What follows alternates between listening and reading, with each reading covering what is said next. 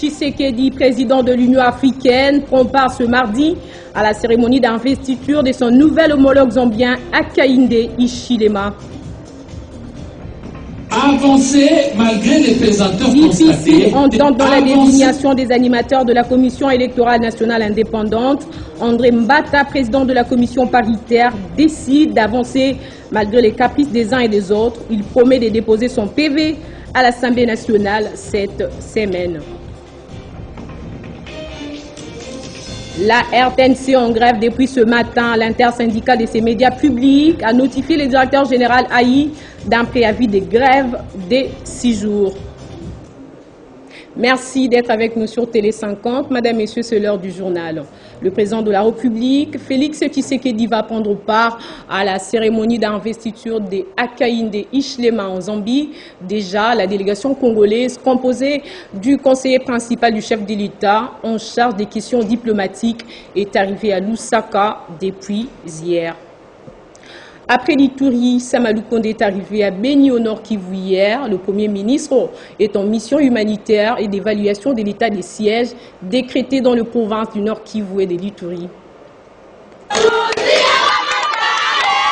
C'est pour la toute première fois que Oicha, chef-lieu du territoire de Beni, aura accueilli un Premier ministre. Samalou Konde vient également d'inscrire son nom sur la courte liste des autorités du pays hautement placées qui prennent le courage et le risque de fouler leurs pieds en territoire de Beni, considéré comme l'épicentre de l'insécurité dans la région, caractérisé par des massacres de civils. Le Premier ministre, qu'accompagne quelques membres du gouvernement dans cette mission dans l'est du pays, a eu l'occasion de s'imprégner personnellement de l'image exacte de la situation en territoire de Beni, cela à la grande satisfaction des forces vives qu'il a reçues en audience pendant quelques heures au bureau du territoire. Vous savez, le Premier ministre est venu ici pour évaluer l'état des sièges. Nous avons eu à l'encourager, à le féliciter pour cette initiative courageuse qui est une réponse à notre demande, nous, la société civile de cette partie. L'état des sièges, c'est le dernier verrou comme l'autorité l'a annoncé. Mais nous voudrions que cela le soit effectivement. Et cela dépend des moyens, de l'engagement politique qui va accompagner les animateurs de cet état de siège. Alors, il s'est montré attentif. Il a dit que ce gouvernement, c'est un gouvernement qui se montre plutôt du côté de la population. Et nous osons croire qu'à travers sa planification, il tiendra compte des défis auxquels nous sommes confrontés pour que la population réalise que le gouvernement n'est pas à côté. S'adressant au public venu l'accueillir, le chef du gouvernement a sensibilisé les jeunes à se désolidariser des groupes armés avant d'appeler l'ensemble de la population de l'Est du pays au soutien de l'état de siège. Cette mesure qui a été mise en place par le chef de l'État pour restaurer la paix et la sécurité. C'était aussi l'occasion pour Samalou Konde de présenter les compassions de l'ensemble du gouvernement de la République, aux Congolais de Beni en particulier, et ceux de l'Est du pays en général, pour les atrocités dont ils sont victimes. Difficile entente dans la désignation des animateurs de la Commission électorale nationale indépendante par la sous-composante de la société civile. Les 8 confessions religieuses n'arrivent toujours pas à trouver un consensus. C'est dans ces cadres que le président de la commission paritaire, André Mbata, décide d'avancer malgré les caprices des uns et des autres. Il tient à déposer son PV à l'Assemblée nationale cette semaine. Avancer malgré les pesanteurs constatés, tel est le credo lancé par le président de la commission paritaire André Mbata, qui a décidé d'avancer malgré les tergiversations constatées au sein de la plateforme des confessions religieuses. Pour le professeur Mbata, le rapport sera déposé cette semaine au bureau de l'Assemblée nationale. Il sera ensuite présenté à la plénière. Par ailleurs, cela fait environ une semaine que Marcel Outembi et André Boukonda, respectivement président et vice-président de la plateforme des confessions religieuses, ont écrit au chef de l'État pour qu'il soit reçu en vue d'aplanir leurs divergences. Jusque-là, ils continuent à attendre la réponse du président de la République. L'SCC et la Senko avaient fait bloc contre la candidature de Denis Kadima en invitant l'Assemblée nationale à rejeter les PV déposés par les 6 confessions religieuses. Entre-temps, l'ancien Premier ministre Mabi Mulumba estime que cela permettrait d'éviter d'entretenir l'incertitude dans un domaine aussi important que sont les élections. Mabi Mulumba demande à l'Assemblée nationale de pouvoir trancher. Les confessions religieuses peinent à trouver un consensus sur la désignation du président de la CENI et 2 autres animateurs qui doivent venir de cette sous-composante de la société civile. Mabi Mulumba conseille à l'Assemblée nationale de s'imposer afin d'éviter d'entretenir l'incertitude dans un domaine aussi important.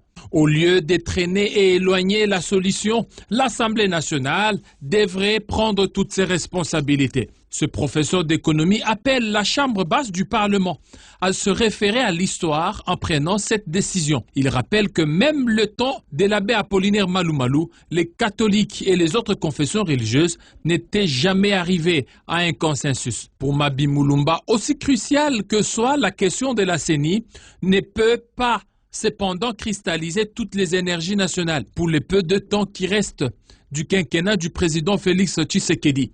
Les efforts devront aussi être concentrés sur la réalisation du programme gouvernemental. L'Organisation pour la promotion et la protection des droits humains, du droit humanitaire et du développement en République démocratique du Congo, Justicia Asbel, s'est dit très inquiète et préoccupée de la tournure que prennent les procédures judiciaires engagées contre l'ancien administrateur de l'ANER, Kalev Mutondo. Elle demande par ailleurs l'ouverture d'une enquête contre certaines autorités militaires pour viol présumé de certains membres de la famille Kalev. Selon des sources concordantes, relayé par l'ASBL Justicia. Une perquisition a été opérée le 10 août 2021 aux environs des 18 h dans 2 résidences de Kalev Mutondo, situées dans la commune d'Engaliema, par l'armée nationale. Les FARDC, représentés par une unité constituée par une trentaine d'éléments de la police militaire, armée et dirigée par un commandant de la 14e militaire basé au camp Kokolo à Kinshasa, assisté par une dizaine d'agents de l'ANER conduite par un directeur, explique cette ONG dans son communiqué, et d'ajouter qu'à cette occasion, des attouchements sexuels auraient été perpétrés sur 2 femmes et dont Justicia Asbel tait les identités pour des raisons évidentes. Mais en plus de cette personne, dont les agents de l'État, toutes non concernées par les dossiers, ont été arrêtées et amenées au bataillon PM, situé dans l'enceinte du camp Kokolo, où elles ont passé une nuit sous un interrogatoire pour être libérées le lendemain, soit le 11 août 2021, aux environs de 21 h. L'épouse de l'un d'entre eux aurait fait une fausse couche des suites de cet incident.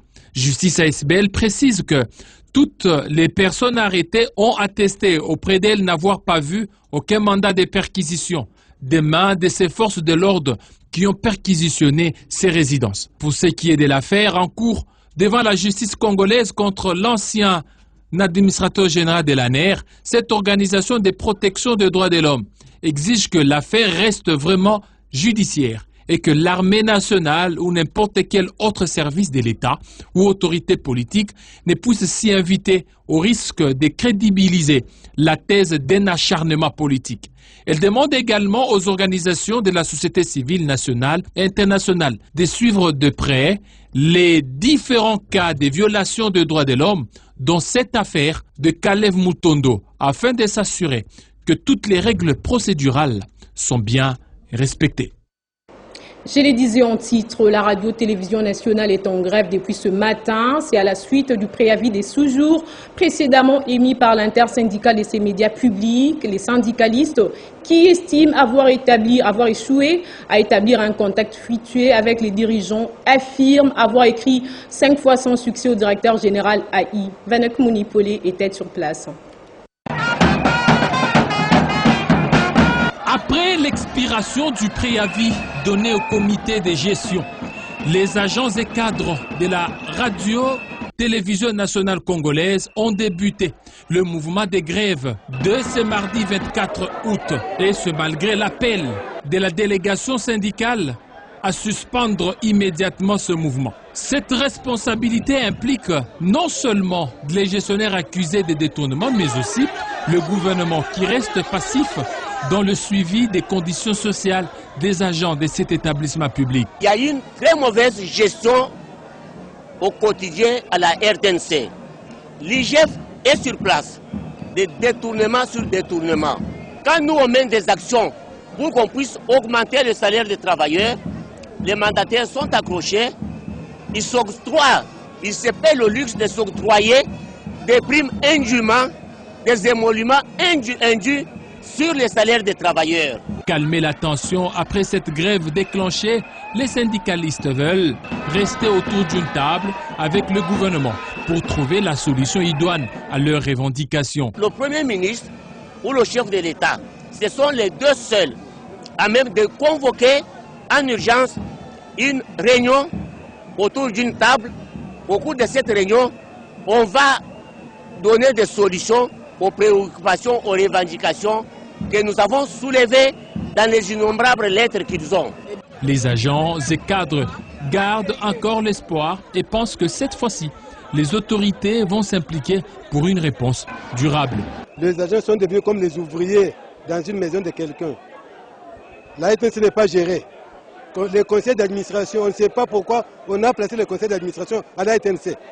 Rien ne se fait. Il n'y a même pas le retraité de la RTNC. On n'a jamais vu les veuves de la RTNC. On n'a jamais vu les veuves de la RTNC. Quand vous mourrez aujourd'hui, tout s'arrête. Rappelons que depuis quelques jours, les informations circulent sur les réseaux sociaux de la présence de l'Inspection générale des finances dans les installations de la radio-télévision nationale congolaise qui serait en train d'enquêter sur les soupçons de détournement des pays des agents de cet établissement public.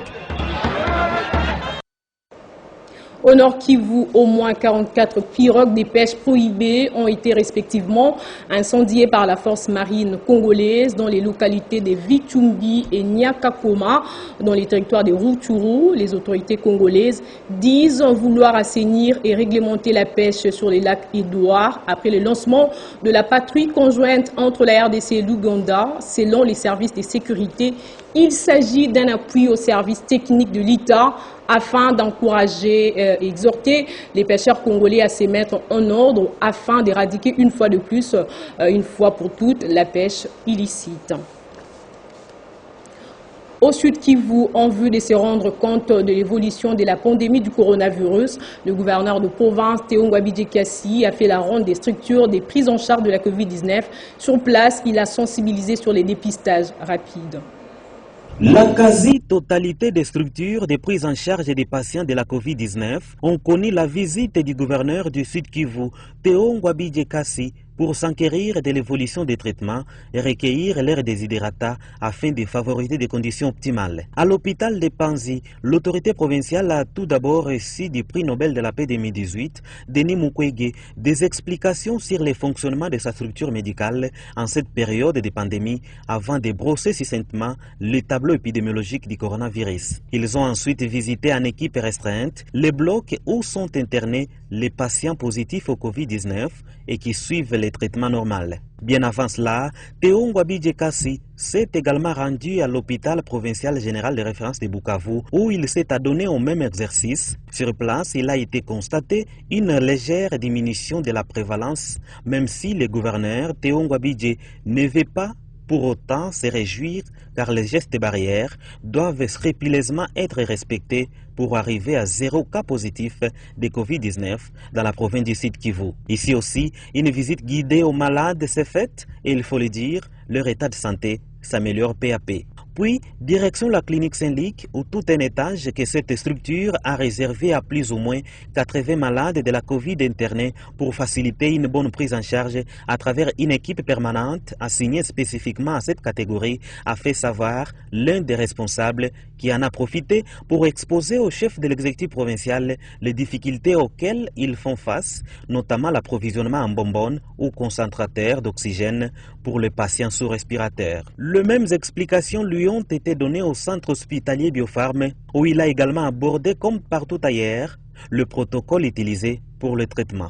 Il faut le dire, partout où il est passé, le gouverneur Théo Ngwabidje Kassi a salué la bravoure et l'abnégation dont fait montre les personnels soignants, sanctionnés par un taux de réussite encourageant, même si la menace persiste encore. Sur notre continent, l'ancien président tchadien Hissène Habré a tiré sa révérence ce mardi à l'âge de 79 ans des suites de Covid-19. Ce dernier avait été hospitalisé à Dakar, au Sénégal, où il a purgé sa peine de prison à perpétuité. En Afghanistan, la situation demeure précaire. Les talibans refusent tout report du départ des militaires américains et leurs alliés, annoncé pour le 31 août prochain. Les détails dans ces récits. Pas question que les États-Unis et leurs alliés retardent leur départ d'Afghanistan. Sinon, menace le porte-parole des talibans, ils s'exposeront à des conséquences sans donner plus de précision. Alors qu'un sommet virtuel du G7 s'ouvre ce mardi et doit faire le point sur les évacuations et envisager des sanctions. Le ministère des Affaires étrangères appelé à identifier 62 Français restant à évacuer et un grand nombre d'Afghans qui ont sollicité une exfiltration que les autorités sont en cours d'examination. Cependant, lors de la visite du Centre de crise et de soutien CDCS du ministère des Affaires étrangères, le Premier ministre de la France, Jean Castex, a souligné la nécessité de distinguer les urgences sur ce qui nécessite des réponses rapides du reste. Le CDCS a ainsi reçu près de 120 000 appels depuis le début du pont. 90% à 95% des appels sont des Afghans réfugiés en France qui s'inquiètent pour leur famille, selon le ministère. En sport, les Léopards seniors basketball messieurs feront leur entrée en lice ce mardi à l'Afro-Basket Rwandi face aux pays organisateurs sous les coups des 17h. Les Fauves congolais qui se sont entraînés pour la dernière fois hier à Kigali sont déterminés à défendre les couleurs nationales. À quelques heures de ce match contre les Amavubi du Rwanda, les Léopards de la RDC sont sereins et surtout déterminés à défendre valablement la RDC dans ces grands messes de basketball continental. Mais sur le terrain, nous les joueurs, tout se passe bien. Nous, on a travaillé, on est sûr de nous, on est sûr des staffs techniques et on sait bien qu'est-ce qu'on va faire sur le terrain. Peu importe le niveau de l'adversaire, mais sur le terrain, on saura comment empêcher l'adversaire. Pour bien s'élancer dans cet afro, les Fauves congolais ont effectué hier le dernier réglage sur place au Rwanda après 3 semaines de préparation à Tunis. Mais le Congo n'est plus le Congo d'antan. Hein. Si tu as suivi sur le chéquier africain, aujourd'hui le Congo n'a plus à baisser la tête. On est tous là au-dessus. Ça sera le meilleur sur le terrain qui gagnera. Dedicated themselves to be part of this Congolese national team, so hopefully we'll make people proud. Cette rencontre opposant le Rwanda à la RDC a les allures d'une finale puisque les Léopards ne chercheront pas seulement à défier le pays organisateur mais aussi prendre leur revanche après avoir perdu face à la même équipe à Bouengola en Angola. Place au rappel des titres. Félix Tshisekedi, président de l'Union africaine, prend part ce mardi à la cérémonie d'investiture de son nouvel homologue zambien Hakainde Hichilema. Difficile entente dans la désignation des animateurs de la CENI. André Mbata, président de la commission paritaire, décide d'avancer malgré les caprices des uns et des autres. Il promet de déposer son PV à l'Assemblée nationale cette semaine. La RTNC en grève depuis ce matin. L'intersyndicale de ces médias publics a notifié le directeur général AI d'un préavis de grève de 6 jours. Ne quittez pas vos sièges, dans un instant la revue de presse.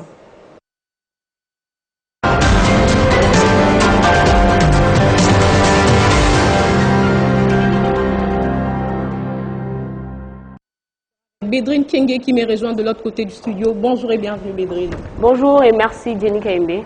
Alors, ouvrant ce tour d'horizon des journaux parus ce matin par le sujet de la désignation du président de la Commission électorale nationale indépendante, un membre de la plénière qui continue de faire parler. Effectivement, Jenny Kaimbe, cette question fondamentale et même déterminante pour la crédibilité du processus électoral devant déboucher en 2023 traîne et suscite de débats pendant que le violon ne semble pas s'accorder entre les chefs spirituels.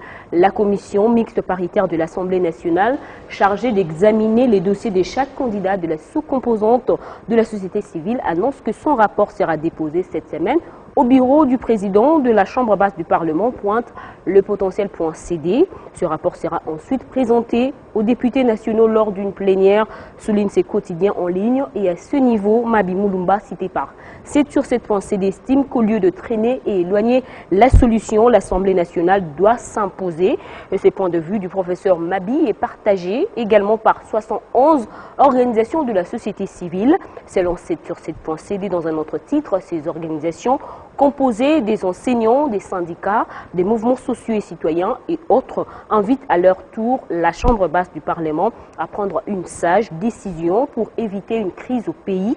Au cas où ce manque de consensus persistait jusqu'à la fin du mois d'août, ces organisations de la société civile ont prévenu de recourir à toutes les voies de droit et légales pour parvenir au choix du successeur de Corneille Nangaa à la tête de la CENI. Entre-temps, la SENCO et les CC attendent impatiemment d'être reçus par le président de la République, Félix Tshisekedi, en vue de trouver un issue face à ces divergences entre le père spirituel, rapporte La Prospérité de son côté. Et terminons avec cette crise en Afghanistan. Lui, Jenny Kayembe, la voie aérienne mise en place par la France pour évacuer de Kaboul les Afghans désirant échapper aux talibans s'achèvera jeudi si seulement les États-Unis se retirent comme prévu d'Afghanistan le 31 août prochain, a déclaré mardi un diplomate français, repris par RFI.fr. D'un site à un autre, Le Monde.fr écrit « À Abu Dhabi, escale de la difficile opération française d'évacuation des réfugiés afghans. Ils ne soufflent mot, mais leurs palans et leurs mines fatiguées en disent long. 185 Afghans identifiés comme vulnérables, dont 33 enfants sont arrivés hier, lundi, peu après 18 heures locales, sur la base aérienne française d'Abu Dhabi. L'appareil militaire A400, dont ils sont descendus en une longue file indienne, a décollé en début d'après-midi de Kaboul pour fuir la capitale désormais contrôlée par les talibans, révèle ce site français. Et réfugiés afghans sous surveillance de Xavier Bertrand à Marine Le Pen, la droite hors de ses gants, note pour sa part le Parisien.fr. L'annonce de cette mise sous surveillance par les renseignements français des 5 réfugiés arrivés d'Afghanistan ce week-end déchire la scène politique française. Merci Bédon Kenge pour votre revue de presse. Je vous en prie, Jenny. Ainsi prend fin cette édition du journal. Toute la rédaction vous remercie de l'avoir suivi.